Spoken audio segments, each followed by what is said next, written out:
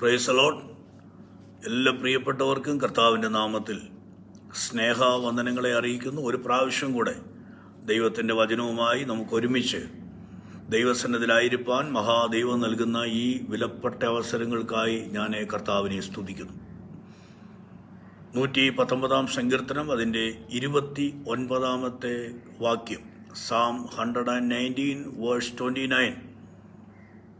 ആ വാക്യം ഇങ്ങനെയാണ്: ഭോഷ്കിൻ്റെ വഴി എന്നോട് അകറ്റണമേ, നിന്റെ ന്യായപ്രമാണം എനിക്ക് കൃപയോടെ നൽകണമേ. പരിശുദ്ധനായ ദൈവം വെറുക്കുന്ന മാരക പാപങ്ങൾ, അതിൽ ഏറ്റവും പ്രധാനപ്പെട്ടതാണ് ഭോഷ്ക് എന്നുള്ളത്, അഥവാ നുണ, കള്ളം, ചതിവ്, വഞ്ചന, വ്യാജഭാവം. ഇതെല്ലാം ഒറ്റ ഗ്രൂപ്പിൽപ്പെടുന്ന കാര്യങ്ങളാണ്. ഇഹലോക ജീവിതത്തിൽ ദൈവം തൻ്റെ സ്വരൂപത്തിലും സാദൃശ്യത്തിലും സൃഷ്ടിച്ച മനുഷ്യൻ ഗതി പിടിക്കുന്നതിന്, ഉയർച്ച പ്രാപിക്കുന്നതിന്, അല്ലെങ്കിൽ ആത്മീയവും ഭൗതികവുമായ ഉന്നമനം പ്രാപിക്കുന്നതിന്, അല്ലെങ്കിൽ നിലനിൽക്കുന്ന സൗഭാഗ്യങ്ങൾ അനുഭവിക്കുന്നതിന് തടസ്സമായ ഒരു വിഷയമാണ് ഭോഷ്ക് അഥവാ നുണ എന്നുള്ളത്. എഫേസ്യ ലേഖനം 4-ാം അധ്യായത്തിൽ പ്രായോഗിക ക്രിസ്തീയ ജീവിതത്തെക്കുറിച്ച്, പ്രാക്ടിക്കൽ ക്രിസ്ത്യൻ ലൈഫിനെ കുറിച്ച് പൗലോസ് സംസാരിക്കുമ്പോൾ, നമ്മുടെ ശരീരത്തിൻ്റെ വീണ്ടെടുപ്പിന് വേണ്ടി ആത്മാവിൻ്റെ അച്ചാരമായി നമ്മുടെ ഹൃദയങ്ങളിൽ പതിച്ചിരിക്കുന്ന പരിശുദ്ധാത്മാവിനെ കുറിച്ച് എഫേസ്യൻസ് ചാപ്റ്റർ 4 വേഴ്സസ് 25-30, 4:25 മുതൽ 30 വരെയുള്ള വാക്യങ്ങൾ പറയുമ്പോൾ, ഭോഷ്ക് പരിശുദ്ധാത്മാവ് ദുഃഖിക്കുന്ന ഒരു പാപമാണ്. പരിശുദ്ധാത്മാവ് ദുഃഖിച്ചാൽ മർത്യശരീരങ്ങൾ ഉയർത്തെഴുന്നേൽക്കുകയില്ല. ഒരു നല്ല ഉയർത്തെഴുന്നേൽപ്പ്, അല്ലെങ്കിൽ മരിച്ചവരുടെ ഇടയിൽ നിന്നുള്ള ഒരു പുനരുദ്ധാനം, അത് പ്രാപിക്കണമെങ്കിൽ റോമാലേഖനം 8-ാം അധ്യായം 11-ാം വാക്യം പറയുന്നു, റോമൻസ് 8:11, യേശുവിനെ മരിച്ചവരിൽ നിന്ന് ഉയർപ്പിച്ചവൻ്റെ ആത്മാവ് നിങ്ങളിൽ വസിക്കുന്നു എങ്കിൽ മാത്രമേ നിങ്ങളുടെ മർത്യശരീരങ്ങൾ ഉയർത്തെഴുന്നേറ്റ് വരികയുള്ളൂ കർത്താവിൻ്റെ വരവിങ്കൽ. അതുകൊണ്ട് നല്ലൊരു ക്രിസ്ത്യൻ ജീവിതം നയിച്ച് നിത്യതയിലെത്താൻ ആഗ്രഹിക്കുന്ന ഏതൊരു ദൈവവൈതലും വളരെ ഗൗരവമായി മനസ്സിലാക്കേണ്ട ഒരു വിഷയത്തെക്കുറിച്ചാണ് ഇന്ന് വചനത്തിലൂടെ ഞാൻ നിങ്ങളോട് സംസാരിക്കുന്നത്. കർത്താവായ യേശുക്രിസ്തു ഈ ഭൂമിയിലായിരുന്നപ്പോൾ യോഹന്നാന്റെ സുവിശേഷം 8-ാം അധ്യായം അതിൻ്റെ 44 കർത്താവ് ഇങ്ങനെ പറഞ്ഞു, ജോൺ ചാപ്റ്റർ 8 വേഴ്സ് 44. ആരാണ് പിശാച് എന്ന് നിങ്ങൾക്കറിയാമോ? പിശാച് ഭോഷ്ക് പറയുന്നവനും അതിൻ്റെ അപ്പനുമാണ്. അതുകൊണ്ട് പിശാച് എന്ന പിതാവിൻ്റെ മക്കളാണ് ഭോഷ്ക് പറയുന്നവർ. ആ വാക്യത്തിൽ വളരെ വ്യക്തമായി പറയുന്നു, അവൻ പിശാച് ഭോഷ്ക് പറയുമ്പോൾ അവൻ സ്വന്തത്തിൽ നിന്ന് എടുത്തു പറയുന്നു, അല്ലെങ്കിൽ ഇല്ലാത്ത കാര്യം ഉണ്ടാക്കി പറയുന്നു, ഊഹാപോഹങ്ങൾ വെച്ച് സംസാരിക്കുന്നു, അല്ലെങ്കിൽ തെറ്റിദ്ധരിച്ച് ഇല്ലാ കഥകൾ ഉണ്ടാക്കി പറയുന്നു. ഇതെല്ലാം പിശാചിന്റെ പ്രവൃത്തിയാണ്. എന്നാൽ ദൈവം നിങ്ങളെ വിളിച്ചിരിക്കുന്നത് പിശാചിന്റെ മക്കളായി പിശാചിന്റെ പ്രവൃത്തികൾ ചെയ്യാനല്ല. ദൈവം നിങ്ങളെ വിളിച്ചിരിക്കുന്നത് ദൈവത്തിന്റെ മക്കളായി ജീവിക്കുവാനാണ്. യോഹന്നാൻ 1:12, ജോൺ ചാപ്റ്റർ 1 വേഴ്സ് 12, യേശുക്രിസ്തുവിനെ കൈക്കൊണ്ട് യേശുക്രിസ്തുവിന്റെ നാമത്തിൽ വിശ്വസിക്കുന്ന ഏവർക്കും ദൈവമക്കളായി തീരാനുള്ള അധികാരം ദൈവം നൽകി. ദൈവമക്കളായി തീർന്നവർ ദൈവത്തിന്റെ വചനം പ്രമാണിച്ച് വചനപ്രകാരം ജീവിക്കുമ്പോൾ അവർ പ്രിയമക്കൾ, ഡിയർ ചിൽഡ്രൻ എന്ന ഒരു പദവിയിലേക്ക് ഉയർത്തപ്പെടുകയാണ്.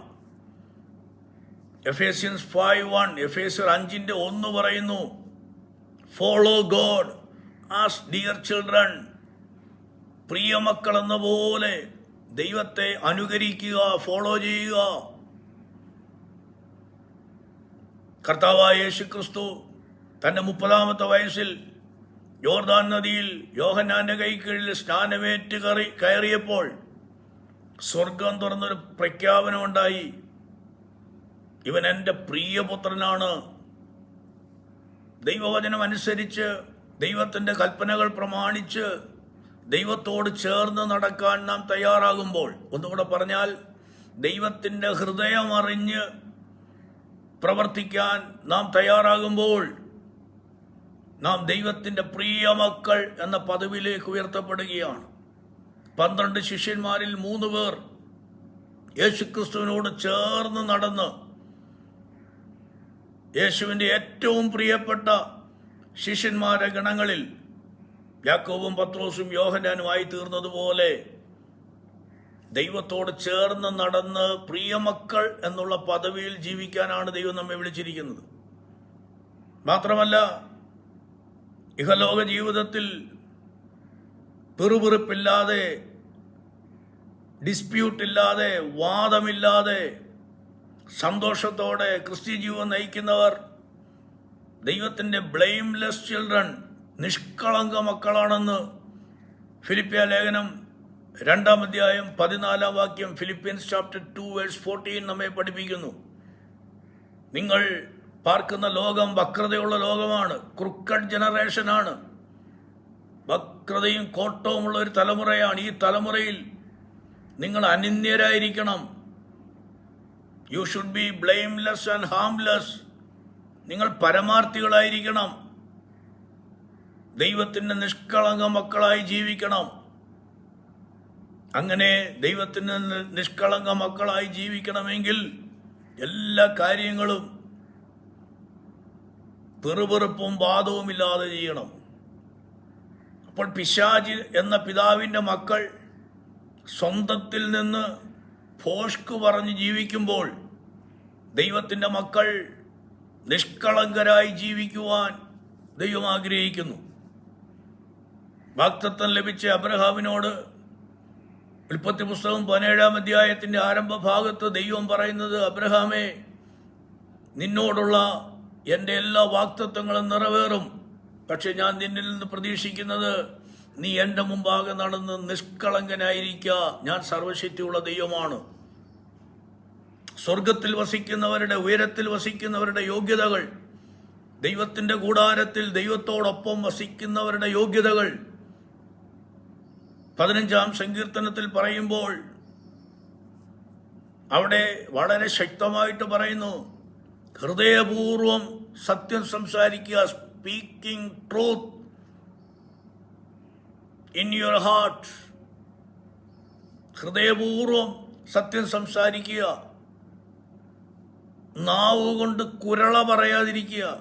കുരള എന്നതിന് ബാക്ക് ബൈറ്റിംഗ്, അല്ലെങ്കിൽ കുരള പറയുന്നവരെ ബാക്ക് ബൈറ്റർ എന്നാണ് പറഞ്ഞിരിക്കുന്നത്. ബാക്ക് ബൈറ്റർ എന്ന് പറഞ്ഞാൽ പുറകിൽ നിന്ന് സംസാരിക്കുക, നുണ പറയുക. നാവ് കൊണ്ട് കുരള പറയാതെ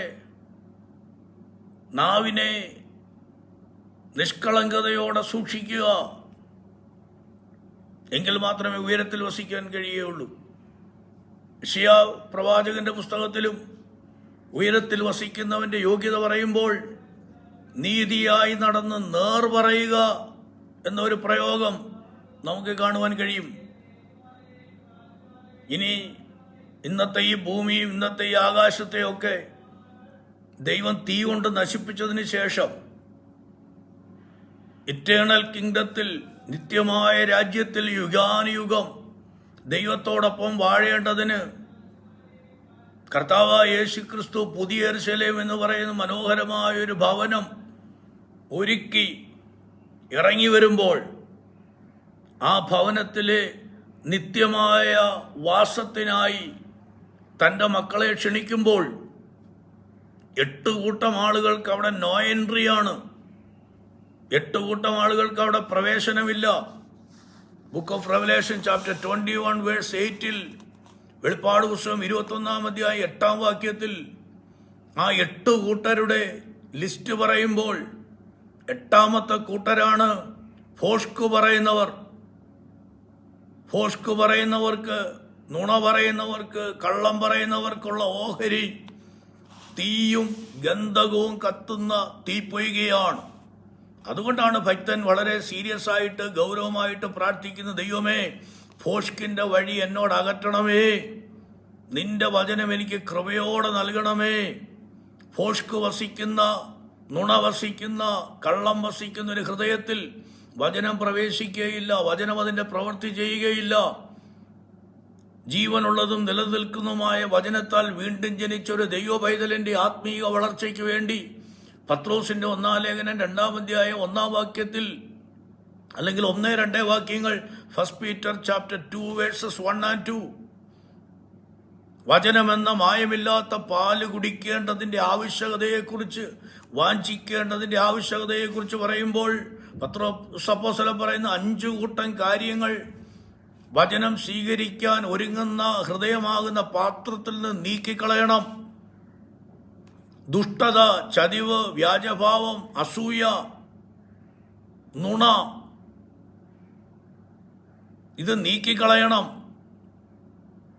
എല്ലാ ദുഷ്ടതയും, എല്ലാ ചതിവും, വ്യാജഭാവവും, അസൂയയും, നുണയും നീക്കിക്കളഞ്ഞിട്ട് ഇപ്പോൾ ജനിച്ച ശിശുക്കളെ പോലെ രക്ഷയ്ക്കായി വളരുവാൻ വചനമെന്ന മായമില്ലാത്ത പാല് കുടിക്കണം. അപ്പോൾ ദൈവത്തിന്റെ മാറ്റമില്ലാത്ത വചനം നമ്മുടെ ഹൃദയത്തിൽ കയറി നമ്മെ ആത്മീയമായി വളർത്തണമെങ്കിൽ, നാം നിത്യതയിലെത്തണമെങ്കിൽ നമുക്ക് ദൈവത്തോട് പ്രാർത്ഥിക്കാം. പ്രിയരെ, ഫോഷ്കിന്റെ വഴി എന്നിൽ നിന്ന് അകറ്റി നിന്റെ വചനം എനിക്ക് കൃപയോടെ നൽകണമേ. അങ്ങനെ വചനം പ്രാപിച്ച് ജയകരമാകുന്ന ജീവിതം നയിച്ച് നിത്യതയിലെത്തുവാൻ ഈ വചനങ്ങളാൽ ദൈവം എല്ലാവർക്കും കൃപ നൽകട്ടെ. Thank you. God bless you all.